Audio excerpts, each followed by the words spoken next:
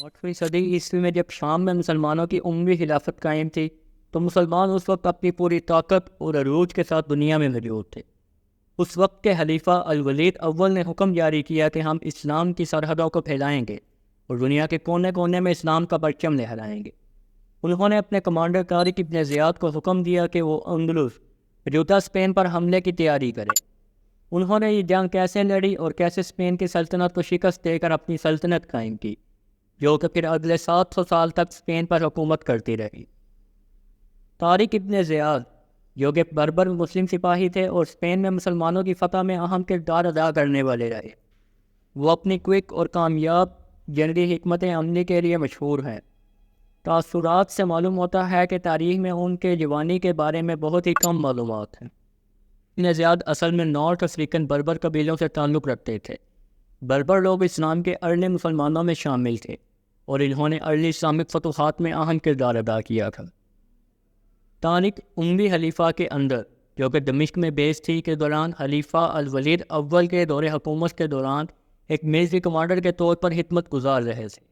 اس خدمت میں ان کا شمار نارتھ افریقہ اور دوسرے اموی حکومت کے علاقوں میں مختلف جنگی کامیابیوں اور جنگوں میں شامل ہوتا۔ طارق ابن زیاد کو نارتھ افریقہ کے اموی گورنر موسیٰ ابن نصیر نے 711 عیسوی میں اسپین کے مسلم فتح کی لیڈرشپ کے لیے منتخب کیا گیا۔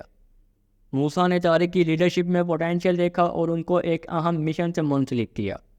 8ویں صدی کے شروع میں آئیبیرین پیننسولا ویزیگوتھک کنگڈم کی حکومت میں تھی، جس کی عیسائی حکومتوں سے دراریں تھیں۔ نارتھ افریقہ میں اموی خلافت خلیفہ الولید اول کی رہنمائی میں اپنا علاقہ اور اثر بڑھانے کی کوشش کر رہا تھا۔ 711 عیسوی میں طارق ابن زیاد ایک بربر مسلم سپاہی جو کہ نارتھ افریقہ کے اموی گورنر موسیٰ ابن نصیر کی خدمت میں تھا، ایک مسلم فوج کو اسپین میں لے گیا۔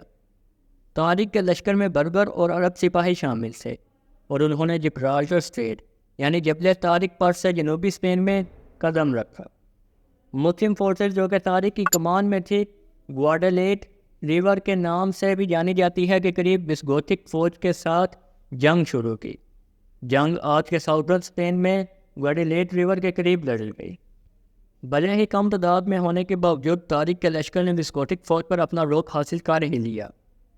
جنگ کے مقاصد تاریخی رائٹرز میں تھوڑی سی مخالفت کی وجہ سے واضح نہیں ہے، لیکن عام طور پر مانا جاتا ہے کہ ویزگوتھک عروسوں اور فرقہ داروں کے درمیان دھوکے اور تفرقات نے ان کے ناکامی میں اہم کردار ادا کیا۔ ویزگوتھک فوج کے بادشاہ راجہ روڈیرک بھی اس جنگ میں قتل ہو گئے۔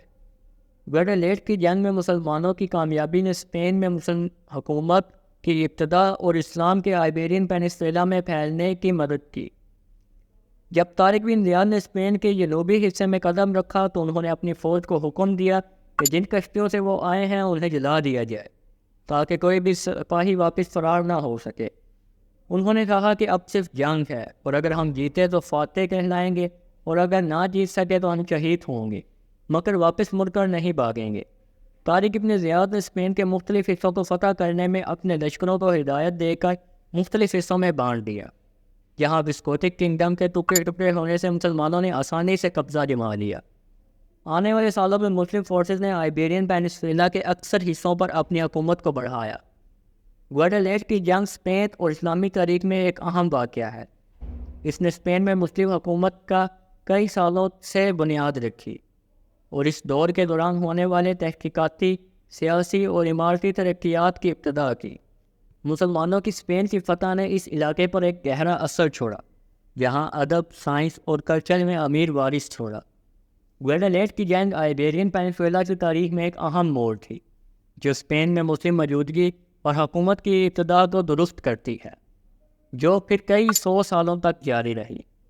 اگلے چند سالوں میں مسلم فورسز نے آئیبیرین پیننسولا کو عظیم حصوں پر اپنی حکومت کو بڑھایا اور ٹکڑے ٹکڑے ہو چکی عیسائی سلطنتوں سے کم ہی مخالفت ملی۔ 718 عیسوی تک زیادہ تر آئیبیرین پیننسولا مسلم حکومت میں تھی، بس شمال کے علاقے مسلمانوں کے آگے مخالف تھے۔ 756 عیسوی میں عبد الرحمن اول نے کارڈوبا کے امیہ امیریٹ کی بنیاد رکھی، اسپین میں ایک آزاد مسلمان حکومت قائم کی۔ وہ امیہ سلطنت کے ایک منجے ہوئے کمانڈر تھے جو مشرق میں عباسی سیاست سے بچ کر اسپین میں پہنچے تھے۔ امیہ ایمیریٹ آئیبیرین وینیزویلا میں اسلامک کلچر، علم و فن اور حکومت کے ایک مرکز بن گیا۔ صدیوں بعد اسپین کے شمالی علاقوں میں موجود عیسائی سلطنت نے مسلمان حکومت کے خلاف قدم بڑھایا۔ اس دور کو ریکونکوسٹا کے نام سے جانا جاتا ہے۔ ریکونکوسٹا قریب 700 سال تک جاری رہی، جہاں مختلف عیسائی سلطنتیں آہستہ آہستہ مسلمان حکومت سے زمین واپس حاصل کر رہی تھیں۔ پھر یہی ریکونکوسٹا، جو کہ اسپین کے شمال میں مسلمانوں کے خلاف سالوں سے مزاحمت کر رہے تھے، نے اپنے قدم مضبوط کیے۔ پہلے انہوں نے محل میں اپنی پسند کے وزیر لگوائے اور مسلمانوں کو کمزور کر کے اپنے قدم مضبوط کیے، اور پھر یہاں سے مسلمانوں کا اسپین میں زوال شروع ہو گیا۔ ریکونکوسٹا کا عمل 1492 میں گریناڈا کے قبضے سے اختتام پذیر ہوا، جو اسپین میں مسلمانوں کا آخری مضبوط قلعہ تھا، اور اس سے متعلق کیتھولک ملاحظ فریڈینینڈ اور ایزابیلا نے یہ قابض کیا۔ گریناڈا کی گرفت کے ساتھ اسپین میں مسلمانوں کی حکومت ختم ہو گئی، اور پوری آئیبیرین پینیسویلا عیسائی حکومت کے ہاتھ میں آ گئی۔ اسپین کے مسلمانوں کے قبضے، جو 711 عیسوی میں شروع ہوا تھا، نے اس علاقے کی کلچر، آرکیٹیکچر اور تاریخ پر گہرا اور لمبا عرصہ اثر ڈالا۔ اس دوران مسلمانوں، عیسائیوں اور یہودیوں کے ہم وجود نے ادب، سائنس اور فلسفہ میں امیر وارث چھوڑا، جس سے اسپین میڈی ایول یورپ میں ایک خاص اور تمدنی جذبات سے بھرپور حصہ بن گیا۔ تو دوستو، یہ تھی آج کی ویڈیو۔ اگر آپ کو یہ ویڈیو پسند آئے تو ویڈیو کو لائک اور چینل کو سبسکرائب کر دیں۔ Thank you.